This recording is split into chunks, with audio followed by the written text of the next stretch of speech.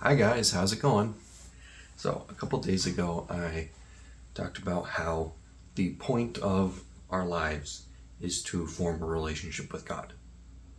And yesterday I talked about how everything God created in the world is to reveal something about himself to us. That basically means that God created the world as it is, everything that exists, so that we can build that relationship with him. So why are we taking the moment during this Lent to separate ourselves from those things? Well, a big part of that is because things can become distracting. That's kind of what I talked about yesterday. So then what about sin? If God created everything in the world for us to learn something more about him, what about sin? Well, first and foremost, God did not create sin. God didn't create sin. And in order to understand how God didn't create sin, it's kind of important that we understand what sin is. From the Catholic perspective, it's pretty straightforward. Sin is a lacking of the good. There's a way that everything in reality should be, right? The sun should shine. We should be loving to one another. There's a lot of these shoulds.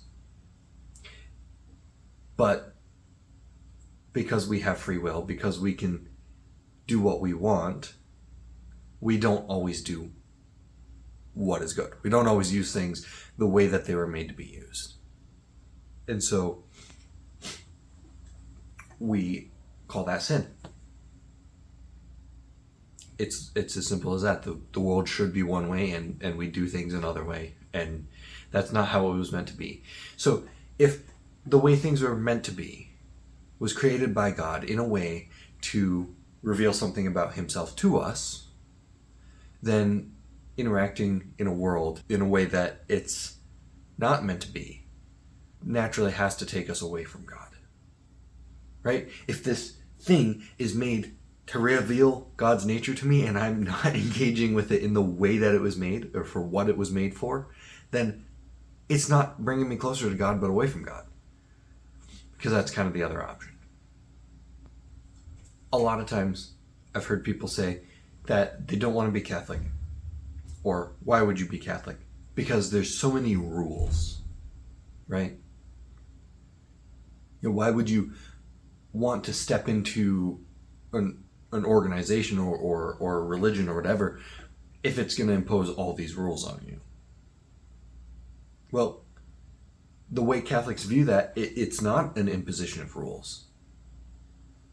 The way Catholics view it, we're not just saying, oh, you can't do this, you can't do that. There's a way the world is meant to be. And these rules are just telling us what that way is meant to be. It's telling us you shouldn't go out and interact with the world in the way that it's not meant to be interacted. So simply viewing it as if the Catholic Church is imposing all these rules isn't strictly true. That's not the right way to think about it. In the field of ethics, from a philosophical perspective, one of the first things you have to do is figure out why your ethical theory is binding. Right? Because if it's not binding, then why would anybody follow it? Right?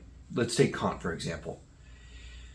Kant's ethical theory is that you have to form rules to a society. Every individual person forms a rule, and they have to decide to form that rule. And a rule should be formed if, in any situation, a rational person would form the same rule. A rule has to be formed as if it were binding to everyone in any case. It's universal, right? Kant is all about these universals. Why? Why should we listen to that? Well, what Kant tells us is that, well, that's how rationality dictates the world.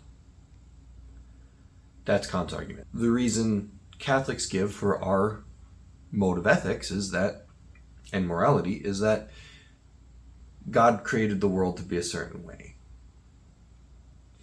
God created the world for us, to reveal himself to us, so that we can be in relationship with him. And so it's harmful to that purpose to not use a thing for what it's meant for. That's why Catholic moral ethics is binding. It's because that is the ultimate purpose to everything, including yourself.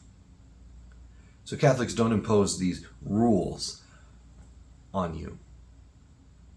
Catholics are just enumerating the fact of reality.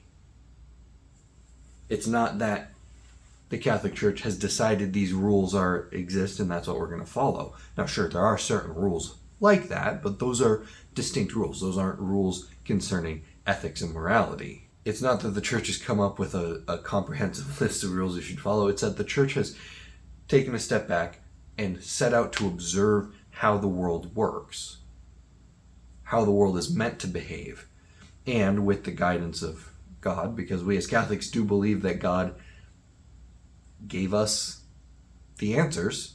You know, when Jesus was here on earth, he taught his apostles how the world worked and how to interact with one another. And that's how the world is meant to work. Not that it's these rules being imposed on us. It's not that we're being judged by other things. It's that we recognize the world has a way it's meant to operate. And sin exists, and so we don't always listen to the way that things should be, but the way that we want things to be. So, the final thing, my conclusion is, as we dive deeper into our Lent, as we practice our Lenten penances, remember that that's what the end goal is for. It's to remind us that reality is one way, and what we want sometimes is another way. And so we need to dive into the way that reality is meant to be. And the more we prepare ourselves, and the farther along we get that road to the way that things are meant to be, the closer we're going to get to God, the better relationship we're going to have with God, and the happier we're going to be. Hey guys, thank you for watching this video. It's just another step into our Lent. If you guys liked it, if you guys are enjoying these videos, trying to help give new ways to step into our Lent, hit the like button, throw a comment in the comments, and if you want to see more of this, I am trying to put these out regularly throughout Lent. Hit the subscribe button and I'll pop in your feed more. So, anyway, thank you guys so much for watching. God bless.